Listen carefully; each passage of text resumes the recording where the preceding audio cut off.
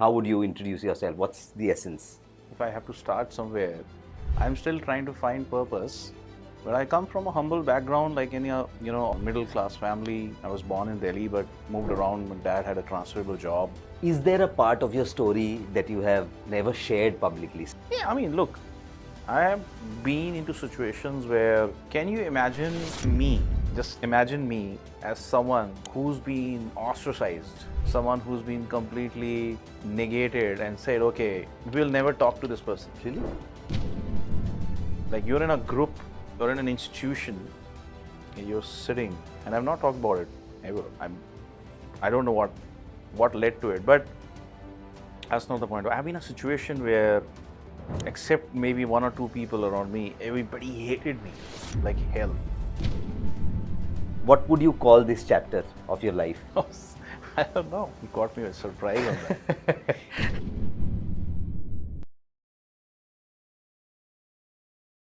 Hi, this is Saugat and welcome to the very first episode of Real Verses with Saugat. Today is I think the first time that I'm in front of the camera with my own podcast, and I couldn't have hoped for a better guest to be here with us today. He's someone who's shaped the way I see leadership, vulnerability, growth, and he's not just someone that I look up to professionally, but also personally. He's been my boss. He continues to be my mentor, and someone that I look up to for the way he has led without losing himself. Let's please welcome Rohit Munjal, CHRO for APAC at Sprinklr. Hi, you. Rohit. Thanks a lot, man. It's a pleasure to be here. Absolutely, it's so good to have you here. I think I've been honestly speaking, visualizing this day, this moment, in terms of when we are going to be sitting across and having this conversation. First, to begin with, I think, Rohit, what I'd like to know is, now normally I think there are lots of ways to introduce ourselves and to ask for introductions, but if I were to ask you to introduce yourself without talking about your title, about your nationality, your ethnicity, where you come from, what your interests are, what your material achievements and accomplishments are, the typical societal and superficial markers that we normally use to describe ourselves. What would you say? How would you introduce yourself? What's the essence? If I have to start somewhere, I'm still trying to find purpose, which like anybody always tries to or seems to try, and that will always be a journey. But I come from a humble background, like any all of us. Started middle class family. Back in I was born in Delhi, but moved around. My dad had a transferable job, been a salesman for entire life. So we just used to emulate him. Me and my brother, I have an elder brother, just 1 year difference. So most of our background was trying to just be the normal, humble family in Punjab, from Chandigarh and Delhi.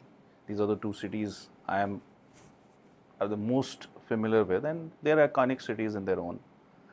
I'm not sure if they have anything to create in me beyond the foundations of what I saw in my environment. And I also remember that when I was growing up in Chandigarh, Punjab was going through a big amount of revolution in its own way, with a lot of terrorism and stuff like that. But what I do remember is that I had a lot of hope. I have a lot of hope instilled in me through my parents. And I'll tell you, I have, for example, never seen a more positive person in my entire career so far, other than my mom. So she's been a big influence in many ways. So if I have to be, some people call me sometimes Mr. Dependable or cool at the workplace, Mr. Cool or whatever. I have got those kind of adjectives. I think it's genetic, to be honest with you. That's where my mom comes in. So, as you said, family, grown up in my first tenable years was mostly around being in these two cities. And then we also had the privilege to move around with my father's movements into various parts of India. I mean, right from Chandigarh to even to Assam, all the entire northeast I've seen when I was very young. Uh, and then we also went to the west side, which is Jaipur. So we had, he is, by the way, in case anybody wants to think, he's never been in defense, because a lot of people from defense do that. Right. My father was a sales guy, and I admire him so much that, and I can talk about how he has influenced me a little later. But I think the whole family, including my brother and myself, has been always in a humble space, just trying to make sense of what the past is and what the future immediate would look like. Not really thinking too hard about what will happen like 10 years, 15 years down the line, because I personally feel that it's very difficult to predict in today's world. So that's how it all started. Made some great friends, made some very normal interests to start with. Some of them became very deep over a period of time. I think I've known you about 10 years now. I know how time flies, but I think you've touched upon that. What I'd like to know is, so Rohit, when people meet you, right, what they see is the title, right? Rohit Munjal is so and so. Yeah. They don't often see the ground you stood on to get where you are today, right? So what was that ground? You've already given us a glimpse in terms of how the humble beginnings and the places you were at.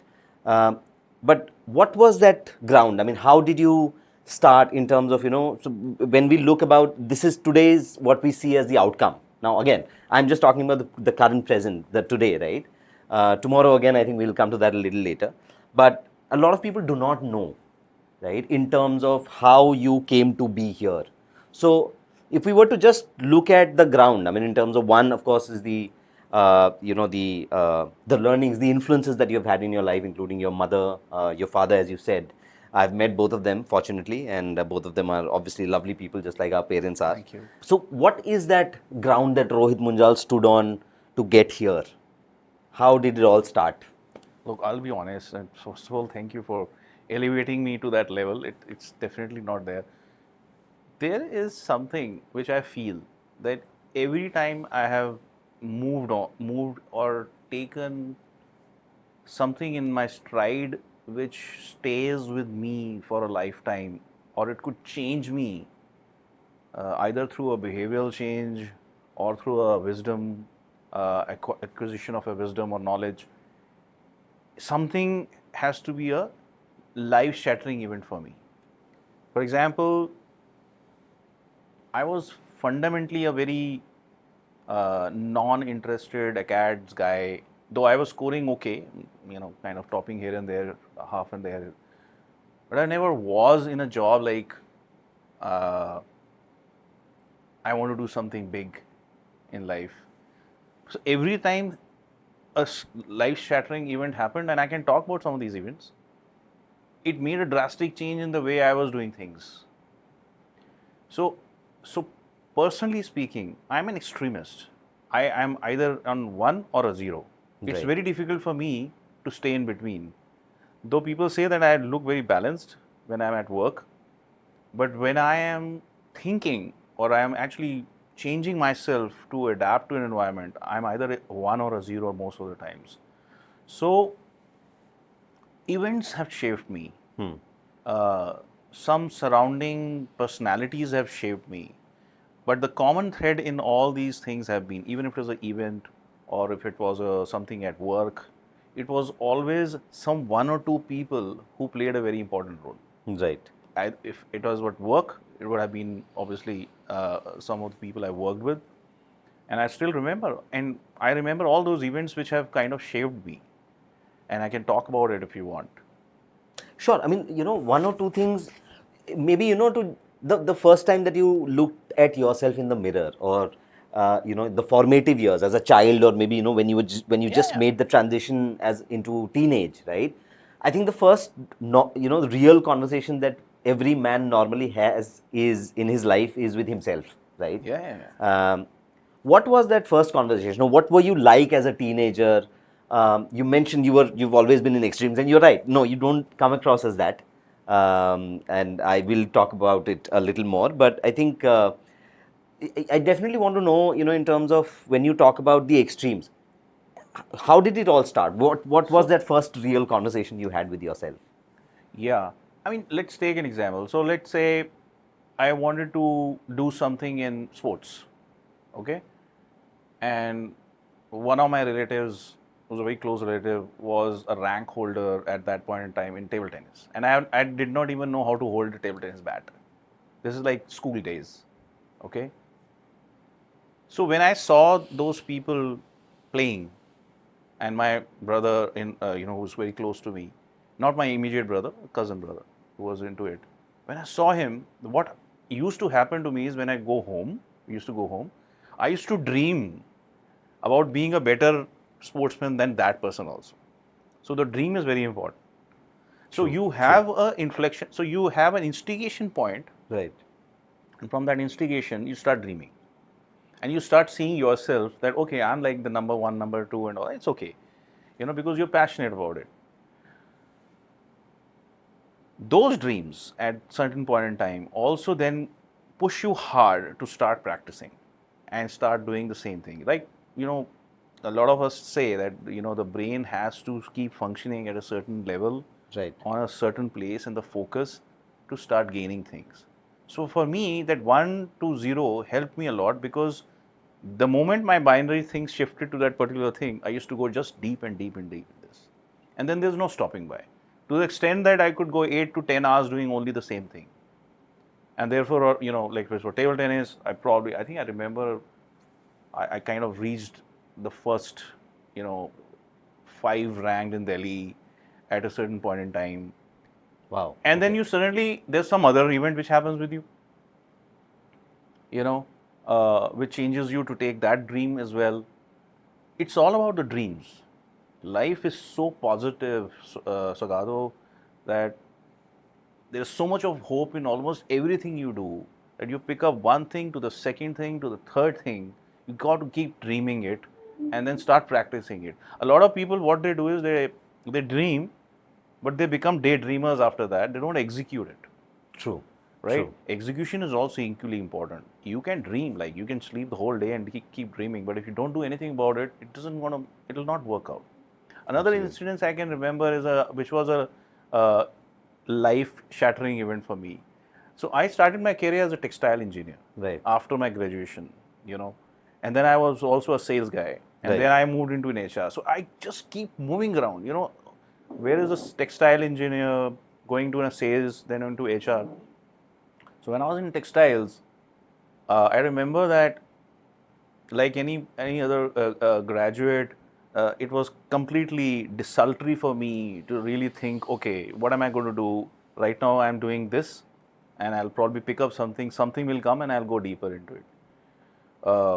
In the process, what happened is that I became a service engineer in Right. textiles. So you go and install textile machineries, so big machines. I was an engineer, very proud of that, but didn't study hard because it was not in the list of my dreams yet, right? I want to be a textile engineer. I'm doing textile engineering. Okay, fine, like any other. It was not shattering for me. It was still not in that 1 to 0 zone. So it was just going on, and suddenly I'm asked to go to a textile mill and install a machine. By the way, I have been trained for 8 months, which I probably didn't do the way it should be, to be honest. Enjoying life, first job, and I'm supposed to install the machine, right? It takes about 6 days to install the machine, Right. okay? And when I see the machine, something happened to the machine while in transit. It was broken. Okay. There were gears coming out here and there, and there's a whole battalion of foremen and everything looking at me. Yeah, now this guy is actually going to install this Here's the machine. engineer, and he's going to now fix it. He's the big babu, and he's come to install the machine. They knew everything about the machine. Right. They could have installed it in 2 hours, but they want me to do it. They want me to first fix the whole thing. Right. And I'm looking at the machine and I said, oh my God, because I had no idea how to do this. So I go back. I said, somehow I managed to wriggle out from on that day. I said, I'm not feeling well. I want to go to the hotel and, relax a bit. I've come a long way. I went to the hotel and I was like, oh my God, I could not sleep the whole night because I said, I had not studied. I had not really done the 0 to 1 thing on this area. And I called one of my seniors who was a champion in this machine. Right. Who I was supposed to be trained under him. And which I obviously nonchalantly did it. So I called him. I said, sir, I'm really, really in a bad shit. Can you please help me? He said, oh, you chose to be independent now and, all the best. I could not sleep because I knew that tomorrow morning I have to go to that textile mill and install that machine. If I don't do that, forget my job and all. These guys are going to batter me to death. Because it's the whole production line is waiting for me to install the machine, right? And I'm supposed to be the know-all guy, know-all the engineer, yes, who's here to fix the machine. I will tell you now what happened after that, which changed my mind, that changed my life. Right. I go there, and I still remember the face of the foreman. The foreman is a guy who basically is the leader of the mechanics there. Yes. They help you to, he knows everything. Right. He came to me, sir, you did not tell us. You're such a big guy. Oh, sir, galti ho gaya. I really made a big mistake. Aap baithiye idhar. We'll install the machine, sir. Don't worry about it. I got completely surprised. Completely surprised. What's happening?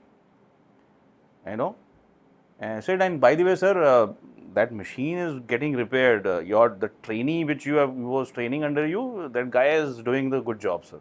I said, who the hell is the trainee? I am the trainee. I have been into training. I had no idea. And so I was curious, obviously. So I just put my briefcase, which had those vernier calipers and all those big things, big tools box, to the side and ran to see what was happening on in the machine there. And I could see there is a guy who's sitting and putting the gears together. I could not, his hands are all dirty, smoked with gear oil and everything. And I saw his face suddenly and I was completely frozen because he was the guy I was getting under trained for the last 8 months. He was that senior whom I had called. And this guy actually called them up that in early morning, reach this place, telling them that I am actually coming to get trained under me. I was almost in tears. He's still I'm a big fan of him. He still is with the same company. I think he left. But that day onwards, 0 to 1 straight. I'm going to be the best guy in this. I cannot believe that I have got into this shit. And thanks to that great leader. True. Right? True. Who showed me how you can be an example of leadership. Leadership is not about telling people what to do. It's about telling them and showing them also what you can do in a good way. True, absolutely. So absolutely. These are some of the incidents which have shaped me. I think all of these have come in some or the other way and, registered something in my mind. Maybe that has helped somewhere here and there. No, of course, I'm sure that they have helped, Rohit. I mean, going back even when we were working together, and I think even after I moved out of Ola, honestly, those were times which were uncertain. There was a lot of, and eventually, I mean, not immediately after, but I think maybe a few months down the line, I did sense that there was a lot of uncertainty. There were a lot of things that changed at Ola. And then eventually, what happened was that I started following you more and more because every single person that I knew in that team had either moved out of Ola or was on their way out, barring the exception of you. And honestly speaking, I was thinking, whenever I would speak to a colleague and we would get talking about, things, I would, and somewhere, the name of Rohit would crop up and someone would tell me that, Acha, theek hai, Munjal is still there, right? And I was like, okay. So initially it was more about, okay, theek hai, just in my earshot, ki theek hai, Rohit is still there.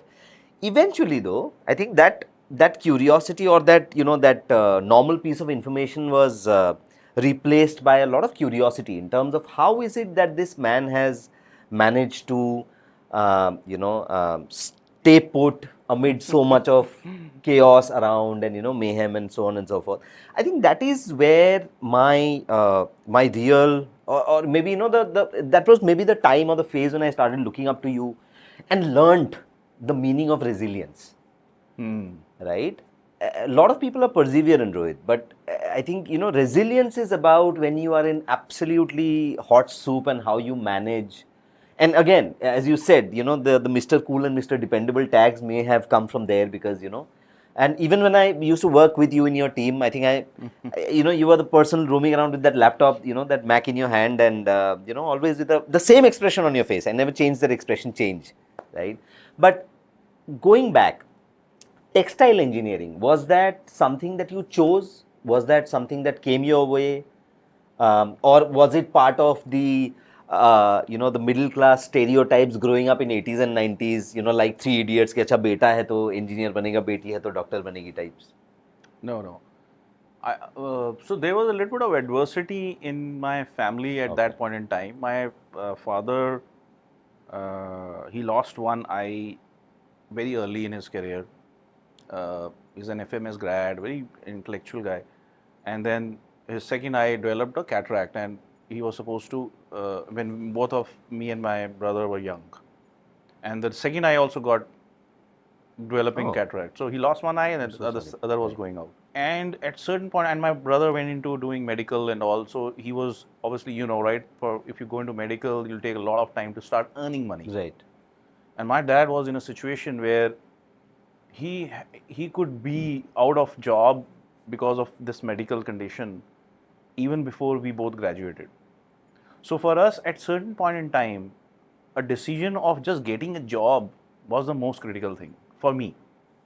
Understood. All right. So, and my mother was not was a homemaker. So Right. when textile happened, the only reason I went to do textiles was not because I loved textile. In fact, it was just about the fact that that college which I wanted to go used to generate 4 offers, and that's not kidding, 4 offers a year for every student who passed out. It was the oldest institute in India for textiles, and the best of the best guys used to come out of that. But it was a production role or this kind of role or that kind of role. Right. But you had a job. Right. So I went there. That's the only reason I cleared an entrance. I could not obviously clear the big entrances like IITs and all, but there was no other reason. So we thought that, okay, I'm going to get a job. I'm not going to drop a year. I'll go and take a job, and then I'll start my journey from there. But little did I know at that point in time that I had lots of other things to get unearthed. I had some great bosses there. I used to look at them and understand from them how sales is happening, why are they connecting to the business, why is that the business so important for them. I used to have a great manager, one of the best managers I have worked. He used to tell me that, Rohit, you have a sparkle in your eye. You should not be in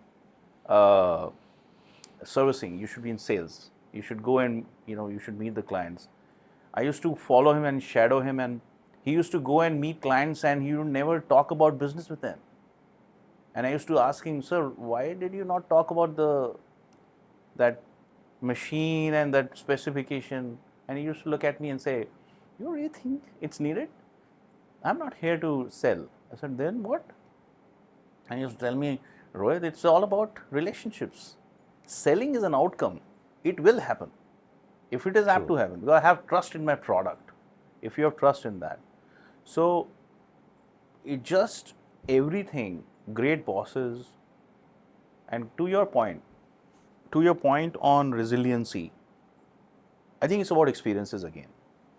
Every single experience which happens, there is a sense of, how do I put it, an ingrained obstruction in your mind or a perception in your mind about a certain thing of that event. Right. So let's say X happened and you're clear that, okay, this is happening in this way. The second part of resiliency is about yourself. You got to have a very strong value system. And I'm very proud of it. There are certain things I don't compromise on. And that has to come out the moment you are meeting anybody in the first few moments of time, whether it be a meeting, whether it be something which it comes out not because you were telling it, but if it is there, it is always oozing out to you how you speak, what you speak, where are the things which you need to speak. You have an opinion about those things. Okay? So when you are there and both these things are simultaneously interacting with each other, resiliency starts building up. True, true. So just so that you know, I thoroughly enjoyed every single stint, whether it be Voltas, whether it be Infosys, whether it be Ola, like for 8 years, G, 7.5 years. The resiliency was an outcome of a situation where I never compromised on my value system, but I also never brought my ego into picture. Most of the times what happens is that when you walk out of a place is, hey, listen, why did he say this to me? I am Rohit Munjal. No, that's not the point he's trying to make. Maybe that person is trying to say that the task was not right. It's not about Rohit. It's about the task which did not happen right. Or if the feedback is, are you listening? Are you listening what this person is, where is he trying to point out? And when I have that logical, fast conclusion in my mind, I then conclude saying, I think I have a better way to handle this. I don't need to react right now. You know what I'm saying? So if I don't react, that's how the resiliency keeps coming. I think that could be a logical explanation how I have possibly built, because honesty on values and situational leadership, that's how it works, man. I mean, at least for me. But I have failed, by the way. A lot of times I have failed there. It's just that what you see right now. But there are so many moments which you have failed. True, true, absolutely. Great, great. I mean, this is great. Rohit, very interesting journey so far. What I was also curious to know and understand is you joined Voltas. I think that's where you started your career as an engineer. I think you worked there for about 3 years. What I've seen, what I know, and then you chose to pursue your HR, your MBA from Excel. Yes. Was that a conscious decision to move to the people domain? How did that happen? To be honest, again, I told you, right? Humble beginnings, middle class. The idea was that somewhere I again realized during my Voltas days that I could not build a very strong career of my dreams which used to come on this side of the world, especially in textiles. So I need to do something very different, and the MBA route was opening for me. So I gave all the IIMs and the Excels of the world, and I could not convert. Someone told me that if you have to go to XLRI, that is an HR. Right. At that point, I did not even know what human resource function literally does, because we never knew. It was always a personnel function in Voltas. But I can tell you, I still remember during my interview of XLRI, those professors were asking questions which were so deep in terms of what I had seen in textile mills. I would have traveled across, a lot of traveling. I had done traveling across from Delhi to Kathua in Jammu and Kashmir to, Barabanki, then into UP, and then Rajasthan, Banswara, and putting mills, those textiles and all that stuff. Had a huge exposure. I don't know how many of us know, but the origin of industrial relations in India was from textiles. That's where the whole IR concept originated. Right. In my own, inadvertent nature, I was very close to a lot of these foremen and over the world, because that was my core job. Right. To install machines, meet the production people, meet everybody, meet the unions at times, and even have those discussions and be upside or have a smoke with them. I used to smoke long time back. So when I was doing the interviews in XLRI, inadvertently, and it just came to my mind, the answers are so clear that I know everything what this guy is talking about, but I never knew the theory behind it. Right. But the filling of the form was completely accidental. Because it was just about either I would have gone to, if I cleared, I did not clear the IMs, I got some GD calls, and that's how it happened. So Excel was it was completely inadvertent, but then from there onwards, post Excel arrived, I think the things completely changed for me. I completely started enjoying whatever I was doing. It was a lot more than what I thought it gives me. The whole 0 to 1 thing triggered me so fast in that direction that I just loved it. Every part of it. Wonderful. So, Rohit, I'm sure, and you are a father to a couple of lovely kids. Arsh, your son is about to go to college now. How do you, or how would you advise, young people from today's generation when they are trying to make those career choices, right? Especially at the early stages of their career. I'm sure you've had these conversations with Arsh as well. How would you do that? I mean, what would you say? Considering, again, coming from our times, right now, I think these are very extremely different times, and maybe in some way difficult as well, right? Because there's just too much of information right now. Yeah. Compared to maybe when you started, or when you had to make the decision to switch from either textile to HR, as you said, you did not know. But now, because of internet, because of social media, and because of so many avenues and platforms available to everyone all around, there's just an information overload. I remember reading this book called Stolen Focus by Johann Hari, It's a right? And I beautiful think book. that's a beautiful book written by him that talks about how we have lost focus in our lives, right? So how would you do that? I mean, and I'm sure in your your job as well, you come across a lot of kids who are directionless, who are looking for direction, who want to find their way. How do you advise them? Okay, so first of all, I'm a pathetic father in that sense.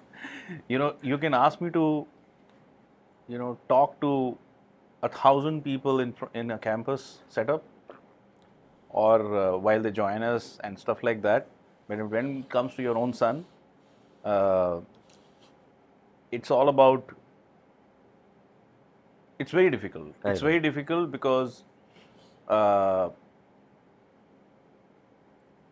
you have to be so honest with them. I mean, not that it can't be with others, but you have to be so honest with them to have that strike that conversation, because whatever you tell them, you're actually going to be accountable for that in their minds. It's shaping it up like that. So for me, the easiest path was to refrain doing it. I'll be honest here. But what when I say we, me and my wife did, Nupur, continuously was, again, the same thing which my mom and dad did to me and my brother. We never ever stood in the way of a thought process. If you want to be an engineer, okay. You want to be a doctor, okay. You want to be a singer. I remember my dad once telling me, so in my college, again, 0 to 1, I went into this music thing. I used to pick up the guitar and compose songs, and went so crazy in that direction that I had that long hair. I still remember, and I thought I'll become a gypsy someday. All that stuff, right? Last days of the college, last year of the college. Um, so my father called me and said, "Hey, what are you doing? And are you good?" I said, "Yeah, I'm good. I think I might just pursue a career in music." He said, "Great." So he said, "Great." I was actually doing engineering, and he said, "Look, if my only request to you is, whatever you do, just make sure that you earn something in that profession. I'm not going to be able to do that for you. So that's something you need to keep in mind, and the trade-offs." That's the only expectation my dad had with me. He didn't care whether we wanted to be a scientist or a tabla player or a politician. He just wanted us to be good human beings. Do what you want to do. I remember he telling me again that any profession you take, just make sure that you're not doing any harm to anybody. Because if you do something, you play politics or you do something, it will come back to you in some other form in that organization. So, to your point, Excel happened just like that. Uh, the post Excel decisions were more to do with what I say, uh, consciously, choosing the industries to a little extent, financial gains, like any other, Right, right. person would look like. But I was never ever uh, not hopeful of doing well, because the moment I realized that this 0 to 1 is now going to be an exciting journey for me for the next 20, 30 years, I was very clear. And the best thing about human resource function, apart from meeting people like you and lots of other people in life, is that there is no extent, or it's a horizontal, it's a landscape, it's a complete white canvas. Absolutely. You can go from X to Y and come back to a Z and again go back to an A in any industry, True. if you really have the mental. So when I realized the power of human conscience, human resources, though I don't personally like that word too much, Me neither. yeah, then there was no end to it. Then it was all about experimentation. Oh, okay, I want to do this industry, that industry. I want to go and look at manufacturing. I want to look at IR. I want to look at e-commerce. I want to look at IT. You name it, and it was all about that. Wonderful, wonderful. Coming to, I think, work, Rohit. Um, about 28 years of your career, with a break that you took to pursue your postgrad. What is that one truth now, moving from textiles to an Infosys, to a GE, to an Ola Cabs, to now Sprinklr? Is there that one single truth about people that you realize hasn't changed, over the milieu, or over time, something that remains constant? About me? I mean, in terms of the profession, in terms of about people that you worked with, that you currently work with, is there that one single truth about people that you feel is very consistent, that has not changed, whichever industry, whichever organization you worked with? One thing which I always feel that any industry, and it is linked to the human mind, is that people love to tell their stories, and you have to hear them. I am telling you a story, you're hearing them. And I'm really enjoying, Enjoying it, right? listening to the story. I hope yes. so. But every single organization I have worked, you will find different kind of stories, different tenets of stories. Some of them are acerbic also, some of them are very positive. Some of them are experiences of people whom they want to tell people who can relate to it and genuinely show interest in them to talk about that. And the entire, if you really ask my 27, whatever, 26 years of my career so far, it's all about these stories. And the genuinity of the interest you show in that person to hear it out in some or the other way. You may or may not be able to help that person, or that person is not even asking you the help. Right. But the fact that he has to tell you this, he means he or she has to listen to it. So that has never changed. You can go to any single industry, whether it be IT, whether it be as I said, a textile mill, or and it becomes even more denser as you go into the levels. True. So when you are a student, or a first 2-3 years of your career, less stories, more of fun here and there, outside work and all. As you go up the ladder, you become a CXO, you become a CXO -1. The stories are so dense, you have to hear them. If you're not hearing it, and not about hearing, it's also getting involved in it, and being understanding from the lens of the person. Because what else are you doing at workplace otherwise, other than creating these stories? You are actually creating them to create more knowledge and helping people. So that's never changed, Sagat, and I think it will never ever change as long as I know, unless AI takes over in a bigger way, of even generating those stories for people. A lot of this HR tech which is happening, which is on the engagement side, and you actually work to automate, or you bring in intelligence to read what is going on in your employee's mind through technology. What is that? It's basically the listening of a bot to what is going in your mind, so that you don't leave my company tomorrow morning. Isn't True, it? true. That's simple as that. It's tough. Can it be possible? Maybe down the line. But that's what the stories never change. They keep happening. Every single industry I've moved in. And I love it, by the way. So, Rohit, I mean, I think, now that we got talking about AI, and I think this definitely was part of my plan, and, it was there on my mind. How do you see AI impacting organizations, or more specifically, maybe people within the people function or the HR function over the next maybe decade or so? Now, again, one part of it personally, I feel very fascinated, and sometimes I also feel scared. How do you look at it impacting, or how what sort of impact do you see this bringing into organizations? Now, one part of it is engagement, but overall, in terms of the an impact, and in terms of what it is doing, and what you think it is likely to do in the next few years. Yeah, I've been into a few forums earlier on this and probably talking here and there. Look, I'm not an AI expert, though I'm surrounded with a lot of great intellect who are working on these things. Right. But my simple submission here is that, I mean, if you look at AI, there are three layers. One is obviously your chip layer, which is the foundation layer, which Right. is the NVIDIAs of the world and all, right? And then you have the application layers, of which is the chat GPTs of the world, and which have come in, which is the boom, which is there. Right. And then there are also companies like us, which I'm currently with, who are using this application layer to bring in more solutions which are unified, right? So I'm not going to talk about those things here. But if you really convert this into an organizational strength, a lot of AI will generate or push the human mind or the human in the whole resource part to become much more cognitive in nature and experiment and do things which they were never able to do in the past. Because it is an evolution.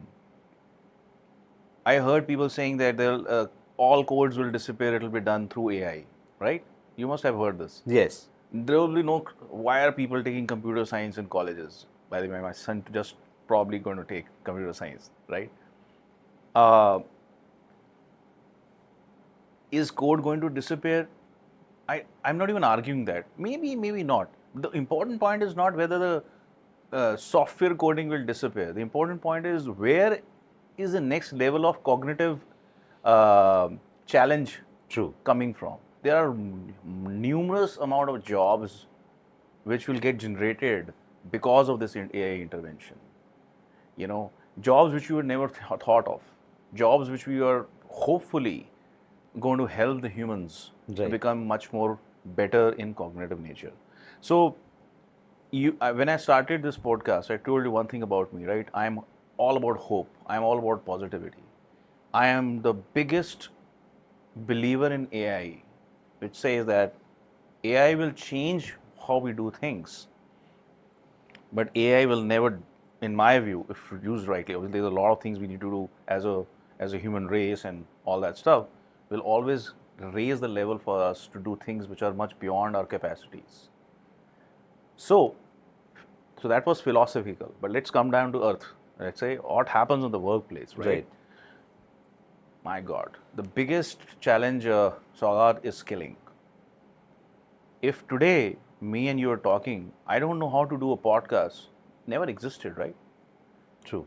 Same way, a coder needs to understand what's the new languages coming in, what are the new things which are coming in. The skilling velocity, the reskilling velocity, or the ability to re-employ yourself or regenerate employment for you again True. and again is much faster now. The pace. The Yes, pace, you're right. the velocity to learn, right? So therefore, the stress here is high. Not because of the job loss, it's just the sheer momentum which has been generated by this whole AI wave. And those people who think that, hey, it's just going to go away, sorry, it's not. It is already there, and it's probably even ahead than what you think where it should be. It's going at that pace right now. So people will need to continue to look at around each other and see how they can disrupt or they can use AI for the betterment for the company. It's going to be very. So there was an industrial revolution. There was also the fact that a lot of these things went into, when the industrial revolution happened, the automation things came in, right? That was a big Right. revolution which Yes. happened. Um where from being a manual labor, the automation industry took a lot of things from us, and we all learned it through the hard work. A similar, if not at that intensity, things are already happening from an AI standpoint. So people who would not ride this wave are going to be left behind, and that will be a problem. That will be a problem.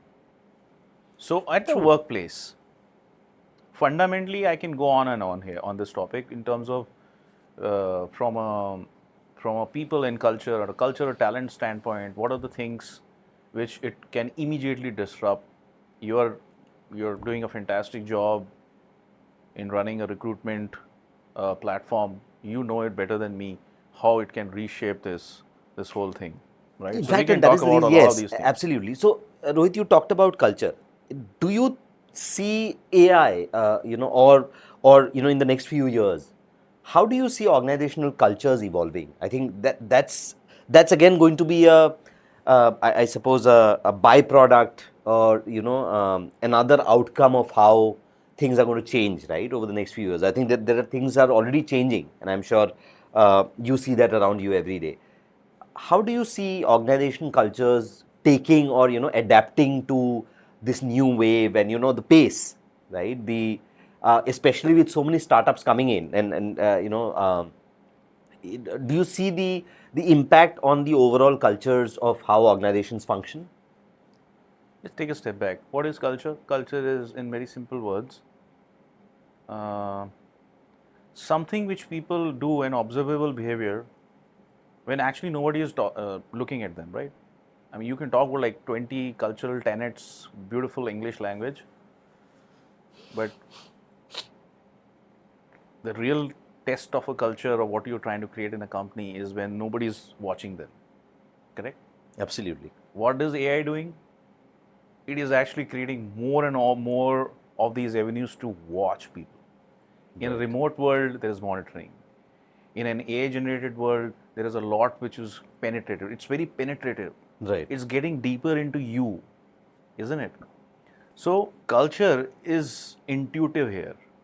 What will happen to those observable behaviors will be a manifestation of the cognitive load which I spoke about and the practical load physically which you are trying to create at the workplace, which means that you will have those relationships in a very different way, Right. right? People talk about jobs as becoming portfolios and no real jobs in the next 10, 15 years, right? AI could be an interesting generator there where you would not have a culture restricted to a company, but it could be restricted to your portfolio. Right. A portfolio culture, which means I am restricted to a certain set of jobs in my mind, which I will interact with. And that's how I will live my life.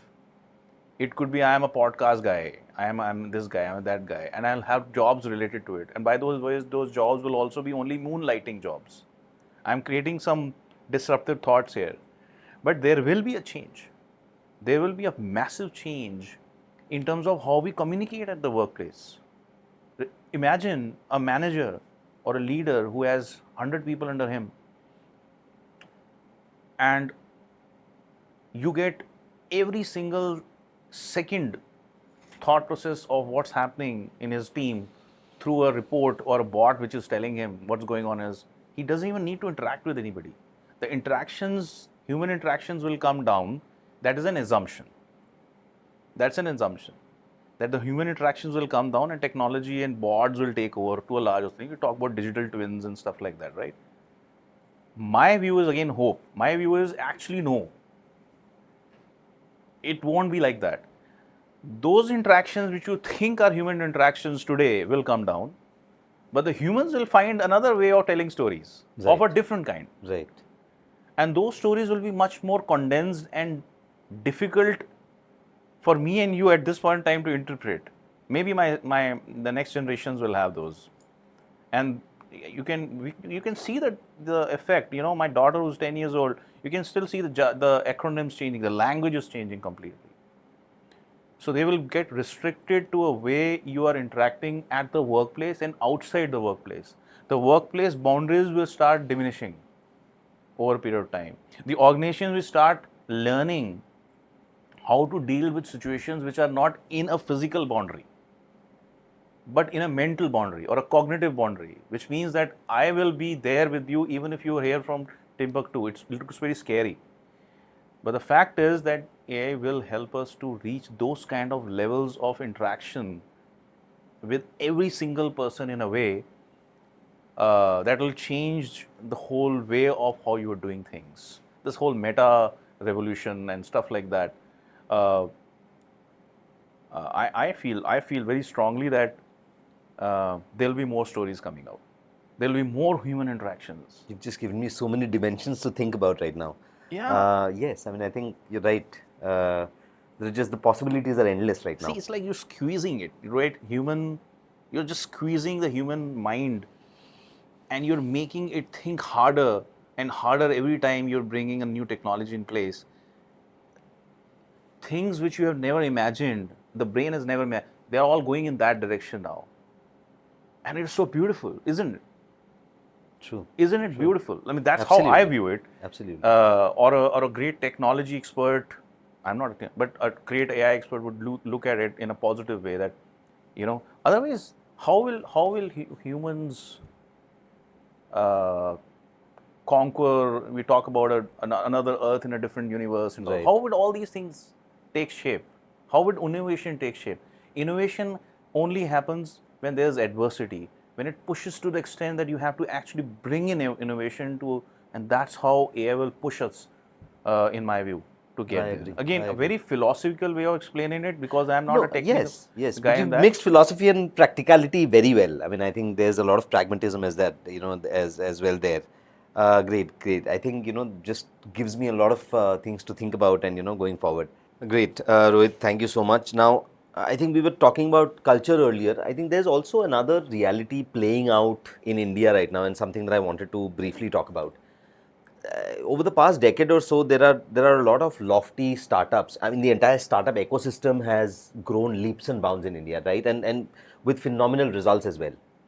Having said that, I think there's also a lot of stories, or another alternate reality about how it has eroded the earlier known cultural tenets, right? I mean, you have stress like never before.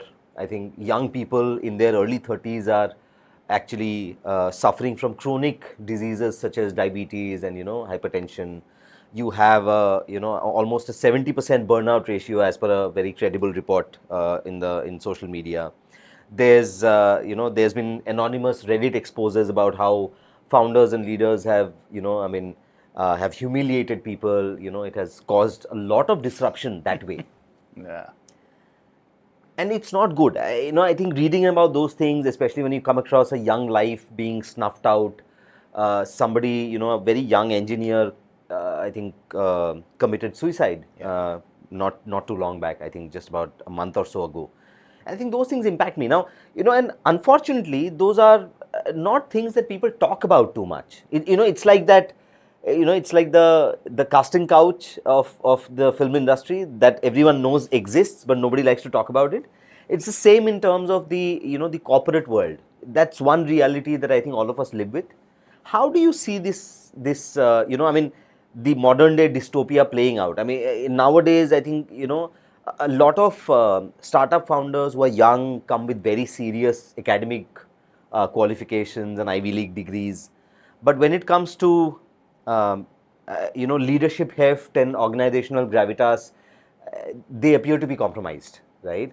How do you see this entire dystopia playing out in the near future? I mean, in terms of what do you think is happening here? Why are we losing the cultural fabric in terms of just treating each other as human beings? Yeah. No, it's a very important and a serious topic, I would say, because eventually it is resulting in things which are not desirable, I would say. But let me also give you a balanced view about it. Look, there is a phenomena which is happening silently. The whole startup world, we keep referring to this whole startup world, right? But there are companies who are still operating as startups for 20, 30 years, and True, we still true. tell them that this whole startup is a kind of a word which people think is a very cool word to use. Where does it all come? Where did it all come from?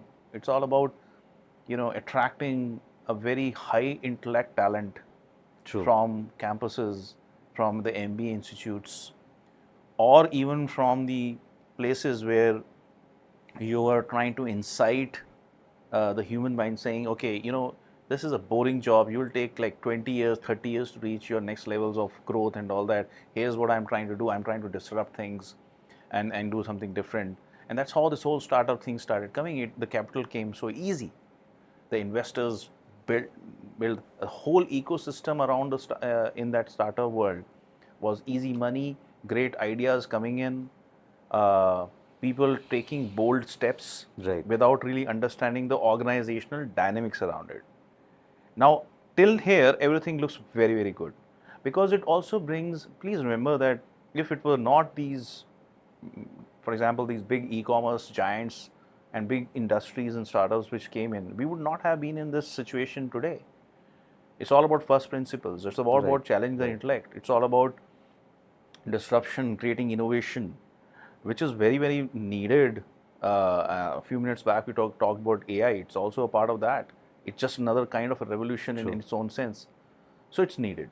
Let's be very clear about it, because you have to instill, you have to excite the human brain to do these things. Otherwise, it'll become too, how would I put it?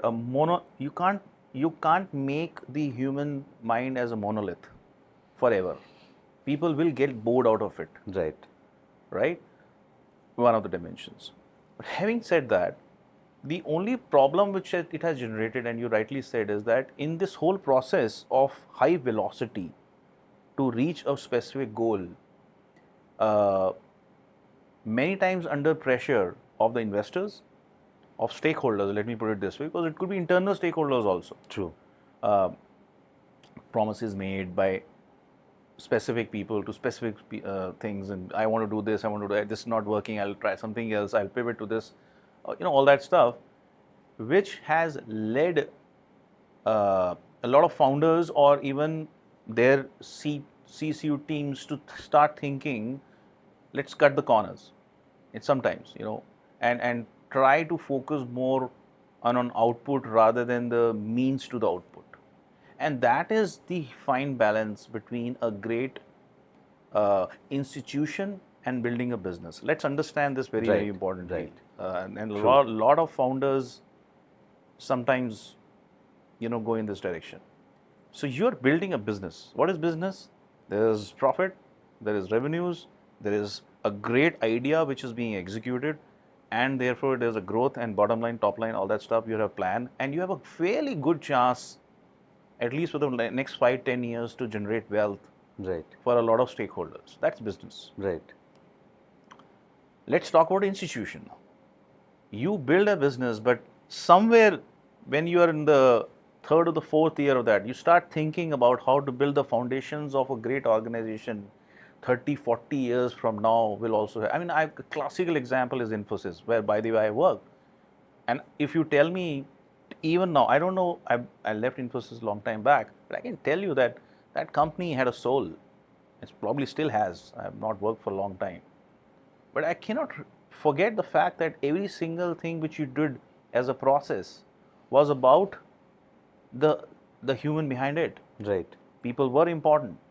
So building a business to building an institution, there is a conduit called culture building. There is a conduit called processes. And by the way, processes not as bureaucracy, processes as channels of growth to do 10x. Of course. From there. Of course, absolutely. So that's the inflection point which a lot of, I would say, first generation founders sometimes miss out in their minds, today's generations, where they're pressurized and then they say, okay, I will do it at the right time. It's a task. I will do that task. So today I'm building this particular business. I will build that and then I will do it as a task only. But the point is not that. The point is it's not a task. it is a horizontal which is cutting across every single DNA, every single part of your organization. And you have to start true. investing in it not like a task, but it's like living it and breathing it. You can, history has ample number of examples, Sagat, even today, not like it was in the past. I was talking about Infosys, it's obviously long, but there are many examples even today where great foundations of institutions are built in those startups, and they don't compromise. So they are taking a longer time, but they're building a stronger foundation. What will happen here is that some of the companies, it's like, running a sprint versus running a marathon, Running a marathon. right? True. But a sprint also, if you're running a sprint for 40 kilometers, that's what the founders are trying to do in many places. So you will never be able to win. Of course. Because if you sprint for 40 kilometers, you will die. You're exhausting all your resources. Exhausting everything there. And you're not even thinking anything. So it's always a firefighting mode. But I don't want this to be a negative topic, again, as I said, Sagat, because it has created challenges and disruptions in the industry which we never Of saw course, in our absolutely. careers. Couldn't agree more with you. Absolutely. So, in my view, just to close this point, in my view, what will happen is, fundamentally, anybody who brings in startup idea or any investor also who's trying to build in that, we will also start maturing in terms of what kind of investments, what kind of founders are we dealing with? Where are you putting the bucks? Who is joining where? Who's behind the wheel? What are the practices? What are the cultural aspects of the organizations? Youngsters are getting smarter and asking these questions. You should see the social media buzzing with, it's very difficult not to have your ratings up today. It was never even a phenomena there. It's all there on the outside world. I get questions from campus. They've not even started their careers. I get questions from them on culture. And I start thinking, I didn't even know these things, right? Will I get some time off? Where are the parties happening? How do I make sure that I'm learning and spending more time on my me time to do this? So, in my view, I think this will evolve. It is just a phase. Right. You can even see it happening if you go to the Bay Area and where the startup world started and all that. It's maturing a lot. Right. Right. The investments, the ecosystem. The one last point, I'm sorry, I should have told this is, in India specifically, the ecosystem of startups to help each other is still very nascent. Though we are talking about 10, 12 years into this whole thing. When I say ecosystem, it's about sharing ideas. It's about bringing communities together. Right. It's about helping each other as startups. It's very, very highly, strongly recommended that if you have to get out of this and build institutions, bring ideas. I'm not talking about sharing talent because that's a little beyond. We will reach that stage. Many of the matured ecosystems in startups have reached that stage. Forums are there where you discuss these things. Communities are built in where you discuss these things. Communities on mental health, communities on problem solving, communities on hackathons and stuff like that. We are still not there because there's a lot of chaos. Everybody is trying to build a business, not an institution. You're building an institution, you're trying to build lots of these things into picture. So I'm very, very highly hopeful that this is a phase, maybe 5 to 6 years more, and we'll have a much more higher maturity of these kind of startups coming in. Wonderful. So Rohit, doing all of this, for the longest time that you've been doing it, is there any part of your job or your professional life that you wish you could do away with? Yeah, ye nahi karna tha.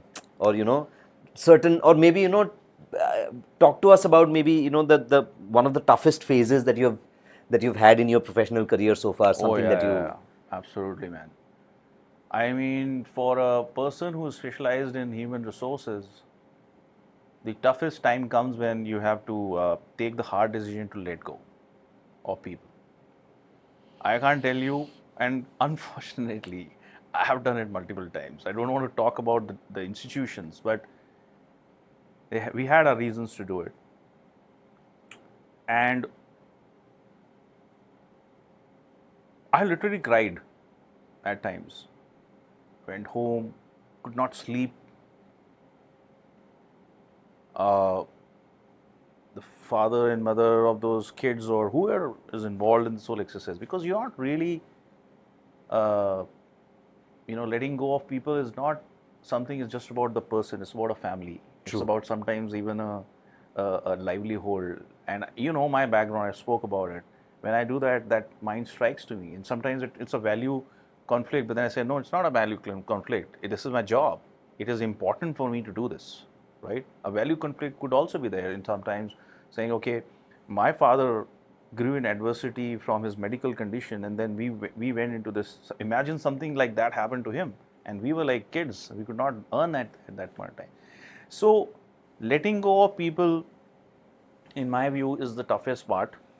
I know a lot of people can say, it's conflict management, it's stakeholder management, it's about building large, long-term HR models, which are also very, very critical because every company is very different.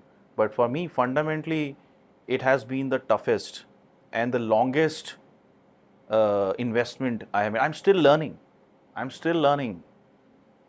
Every individual is different. Every single person's situation is different. You just can't do it. But you have to do it. There's no other choice. So, that's the toughest part. My biggest learning in that, however, is respect.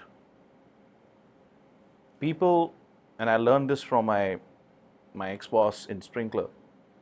She is no longer with Sprinklr, but it's an amazing woman, Diane, that people always, believe in how you, treated them. Even if it is an So exit. important. So important. How you treat those people at that point in time, what are the words you are choosing, where are you putting your pauses, are you speaking or you're letting that person speak, are you telling a story or you're listening to the story, is there an important thing that you have to talk to the person yet telling that person that, look, we can't do much beyond this. All this is so important. I think, well, probably the hundreds of those things that happened to me has been the toughest one. Every time I come out of it, it takes me a little bit of time to. Yes, it takes a part of you away That with is, it. I think, the toughest part in actually, I would say, in any HR person's life. I know what you're talking about. I've been part of some of those myself. In your own personal professional journey so far, Rohit, what would you consider something that you don't really talk about very often, but something that you feel happy with yourself about? What would be that biggest mountain that you think you've conquered, coming from all those humble beginnings and the traversing the journey that you've had so far? Is there something that you've outside of how much money you may have earned or how much the material belongings or everything, is there a part of you that kind of pats you on the back that, hey Rohit, you did this well? I can only tell you that when you have people walking up to you and telling you that, I think you've been a genuine boss to me and I look forward to it every time I speak to you. The biggest learning I've had is that you can give a lot of constructive feedback, a genuine feedback, difficult conversations with your teams, and yet be their friend, and yet be someone who's like the cool person with them and going and having a good time outside. That part is something I'm very proud of in myself, which I've learned over a period of time. And obviously the single dimension to it, not a pyramid, but just a dimension to it, is about honesty, about what you're actually trying to do. Because you can see it in your eyes. It's not like I'm building it up or something like that. If I want to give Saugata a constructive feedback, I would have had a drink with you yesterday, or I'm going to have a drink tomorrow. But I would tell you on your face in as many words that this is what I think about what happened here. And again, it's not about Saugat. It's not about Saugat. It's about the task. It's about what you were doing. The ability and initial stages of my career, I used to really, really goof up a lot. I even practiced in a mirror, uh, because I was very passionate about it. I practiced on a mirror saying, okay, how will I tell this person? Because, and sometimes that person was senior to me also, in terms of age or experience and all that. But I am very proud for that one part, that I've been honest. I've called a spade at times, just on the face. Uh, at the same time, able to handle a situation where it could have really, really escalated in a very different way. There are exceptions, Right. which was absolutely not in my hands, uh, and no regrets there, because again, for me, it becomes a job to a certain extent. But then, as I told you in my beginning, right, my first sales leader, who was a relationship man, it's all about relationships you make from it. So you invest, and then you do that. That's something I'm really, I think I feel good about it. Great. Wonderful. I'm sure there are so many more. I don't know if you experienced the same when we were together, but Yes, I mean, I think, and while we have spoken about it so many times, I think there's a reason, Rohit, why. Again, I have made a very conscious effort to, kind of stay in touch with you, and not just because not pertaining to work, or it was not with any motive, right? There was never a motive that this is the end, or this is the outcome that I'm looking at, but it was more about the heartfelt respect and the admiration that came for another person, right? And your journey, and hence, it was but natural, and I think it was some sort of a karmic connection that, I wanted you as my first guest. But I think just maybe a couple of more things that I want to know is, what are the thoughts when you lay awake at night now? What are those some of the things that keep you awake? What is it that you think about? What comes to mind when you're like with yourself, and when there's a it's a tough question. I sleep very well. okay. Okay, I got a good sleep, and when I'm at home, yeah, I mean, I do. You'll be surprised, but I take a lot of, while I sleep well, but a lot of my dreams are about work. Okay, I stay in the moment, as I Right. said to you. I stay in the moment. So if something has happened in the office, it stays with me, at least for the whole night. And I get those banters from my wife sometimes. Are you thinking about that? I think you're thinking something. But having said that, some of the topics you have already said in this podcast, and I'm thankful to you to bring that up, is about, how, look, I am going to be, 50 years in this year, and I want to really genuinely see if I can evolve from here and help grow, coach people to understand this whole ecosystem of how we are evolving as a professionalism or in the workplaces, and how we're growing people, because they are going through lots of these uncertainties in life. I don't have an answer to that. As I said, I'm still searching for a purpose. Maybe human resources is just one leg of it. Maybe I'll do something very different. I even started doing, thanks to my brother's group of trekking and trekkers and all, started going to the mountains, and started finding some things about it. But to your question, when I sleep today, I go back, I start thinking, okay, is there something I can do differently tomorrow morning which will help my organization or my team to be successful, or be more successful in what they're doing? I always look like that. And so therefore, sometimes I even, I get up, I may not have a meeting, I actually practice what I'm going to talk to my team today. It looks very cheesy and scary, but You still do that? You I practice still like do that. I still do that because, I want to be very, very clear, and sometimes while it's genuine, but being genuine, being passionate, being dreamy is not enough. As I said, you have to be a good executor. True. Right? And for being a good executor, you've got to be very crisp. You've got to be extremely crisp in what you have to say. So sometimes some of the important topics I uh, do rehearse and talk about that in my team so that I can finish it on time. But those are the things which keep me awake. Like, how can I give back? How can I give back in a broader way? What I've learned? Can I make people, like, I fundamentally believe one important thing with human resource professionals predominantly lack is two things actually. One is really understanding the business, right? People say, oh, I am a business partner. I understand what the company is doing.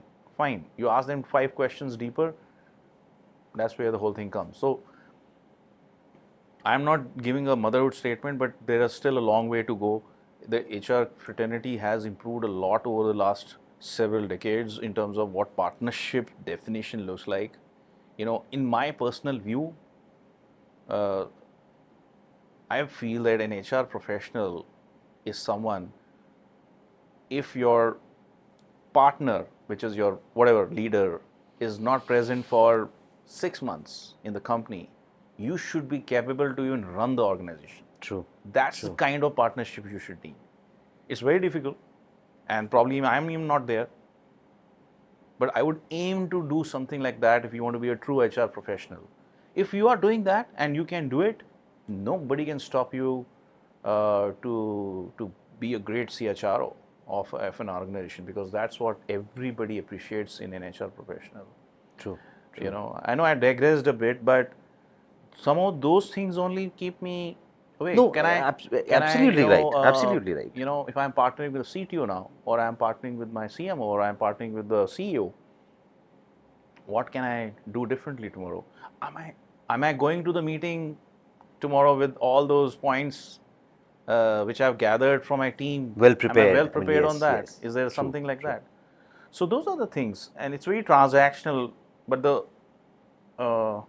the strategic or philosophical point on that is, how do I really create that for the rest of the organization, which is, I think, required for me to have a purpose. Wonderful. Great, Rohit. So, Rohit, I think we are towards the fag end of our conversation, and I mean, I hate to end this, but I suppose all good things must come to an end. If this chapter in your life right now had to have a name, what would you call this chapter of your life? I don't know. You caught me a surprise on that. No, that was not the idea. But okay, maybe you think about You it while mean the we chapter of what I am currently? of this current phase in your life, right? Where you know, I suppose we all try to tick a few boxes in our lives, right? I think, and the way we live our lives, we our existence is divided, compartmentalized into 3, 4 very specific, and I think that's how I think Hinduism also defines it, right? Right now, in terms of your career, I think we know that at least you are at a, and in my opinion, I think you are in a peaceful place. I mean, I'm sure there are miles to go before you sleep, but by and large, I think on a family front, you have 2 lovely kids. They're growing up to be great individuals as well. You and Nupur are giving them, I'm sure, the best possible upbringing that any parent could and would. So, if you were to just give a name to this part of your life, what would you name it? I can think of awakening, because Awakening. Wonderful. Great. but also with a caveat saying that if you had asked me this question 10 years back, I would have said the same thing. Okay. And maybe even 10 years before that, I would have said the same thing. Right. The reason is because, by now you probably would have kind of gathered me as a personality, that every single day is something which is new for me. Right. Right? So it's an awakening. I don't know when this awakening gets over for this particular part, what I will do in my personal way or in the professional way. But it is an awakening phase for me all the time. And that's why it really rejoices me, um, maybe even sometimes saddens me to the right efforts I need to put every day in a different way. True. So, as I think the biggest gift we all have today, all of us, and also the most rationalized gift is time. There's no, it'll not stop. We have to make use of it. If I'm sitting here with you today, thank you for that time. True. I need to really make sure that I'm utilizing it for the right things. Absolutely. And that's what that awakening is all about. You get up in the morning, are you utilizing your time in the right way? Am I giving it back? Am I doing this? So that's the only thing we don't have control Yes. on, right? A lot of those things you can't control it. It'll just go True. away. So just awakening. Wonderful. Great. That was deep, Rohit. Is there a part of your story that you have never shared publicly? Something that is not too, personal, or something that is not too hurtful in any way. But is there a part of that story that we don't know, or maybe I don't know, maybe for my own sake? Is there something that you want to tell me that, hey, you know what, this is something that I haven't talked about, but something that I'm okay to talk about now? Yeah, I mean, look, I have been into situations where, can you imagine me? Just imagine me as someone who's been ostracized, someone who's been completely negated and said, okay, we'll never talk to this person. Really? Like you're in a group, you're in an institution, and you're sitting, and I've not talked about it ever. I don't know what led to it, but that's not the point. I've been in a situation where, except maybe one or two people around me, everybody hated me like hell. Hated me and said, okay, this is a wrong person to be with. And it is not about just one or 2 days. It was probably for months. And I was in that place for such a long time, and the only thing which probably saved me was my guitar, and also the fact that there were some amazing people around me, just 2 or 3 of them, and not the whole thing which I was working. I don't want to talk about it beyond that, but it was a black period. It was a black period because you could just not understand what's going on. It's not you. But you ended up in that situation for some reason, which probably was not in your hands. And that happens with a lot of people who live the 0-1 life, the extreme life. People like me get into those situations sometimes because we are very passionate about some of the things which we do. True. And we go into this direction or that direction. And I am not toned down at all, I can tell you. In my mind, it's still the same. But I got into that situation. I got out of that situation. I got out of that situation with such a big bang that it completely changed the whole scenario of what was the past. That's what life is, right? It's all about hope. Absolutely. I never gave up. Absolutely. I thought, this is not me. These 100, 200 people around me don't know me. They are not the ones who will tell me what to do in my career or how do I have to behave in front of people. But unfortunately, I have to live with them for the rest, whatever. By now you might have guessed what I'm talking about. But it was so great, the music which I had spent. I'm not a great musician, but I definitely developed so much of, it was such remedial for me, apart from a few people who believed in me, including my family and all, that I came out of it, and I came out with like such a big bang that I became a hero. It completely Awesome. reversed the whole Awesome. thing. Awesome. As far as I know. I mean, it's difficult to believe that Yeah. you could have gotten ostracized, but it's hated. I don't even want to talk to this person. Wow. There's a problem with this guy. Amazing. It has happened. Amazing. It has happened. It stayed with me for months, not just like days. It's okay. Little stage of life. It went on. Came out of it. Very glad I came out of it, and I came out of it in a very different way. Uh, Maybe it was needed. Another life-shattering event, like the other ones which I shared with you. Right? I Wonderful, don't know why great. I'm saying all this, but No, it's very deep inside yes, me. Yes, I mean, and I'm If glad anybody who listens to this podcast who was with me at that point in time will actually will know what I was will going relate through. with it. No, wonderful. Thank you so much, Rohit. I think for you to have shared this and for me to have even gotten there. When I started thinking about it, I was actually in two minds whether I should ask you this question. But then I thought, okay, it's about your journey. I think we should definitely do that. I think on that note, while I hate to end this conversation, but I think it's been a wonderful, wonderful time that I have spent with you today. I think while we have spent other times as well on conversations, talking about so many different things, but I think today was a little different because one, I think it was a lot about a very personal journey that you have undertaken over the past several years in your life. Also because I think I personally, I will take back a lot of these things, and I will definitely try and see which parts of you can I actually imbibe in myself in terms of the virtues, and leave out the vices. But thank you so much. I think it's been a fantastic, fabulous conversation. And for all those of you listening here, I think it's been I couldn't have had a better start to my podcast. I think this is what I would call the aurum exordium. Like in Latin, it means a golden beginning, and it's been fabulous. I mean, I know you've been juggling a lot of things over the past few days, ever since you came to Gurgaon this time, and there have been personal challenges and so on and so forth. And I'm deeply, deeply grateful that you took out time to come here and be with me today and spend this time.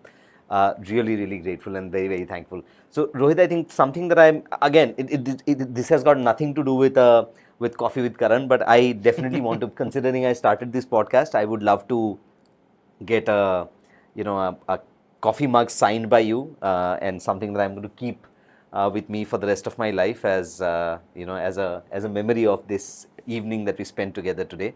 So Rohit, here it is. I think please sign this for me and for everyone. Wherever you can just sign it. I don't know if I am worthy of this. By No, the no, way. no, absolutely, Seriously, absolutely. This is I'm feeling very I don't know, awkward. I'm not even reached a stage in my career. You're making me feel anyway. But I would love to give this to you, man. And I wish you good luck for Thank you so much. all the other Thank you, Rohit. podcasts you bring in. You bring in people who are obviously much better than me in terms of reaching out to the larger audience and learn from them. And I would really look forward to the next episodes myself. Absolutely, to, absolutely. To take it forward. Thank you. But man. as they say, Rohit, Sorry. first love is something that you never forget. It's the same as the first episode.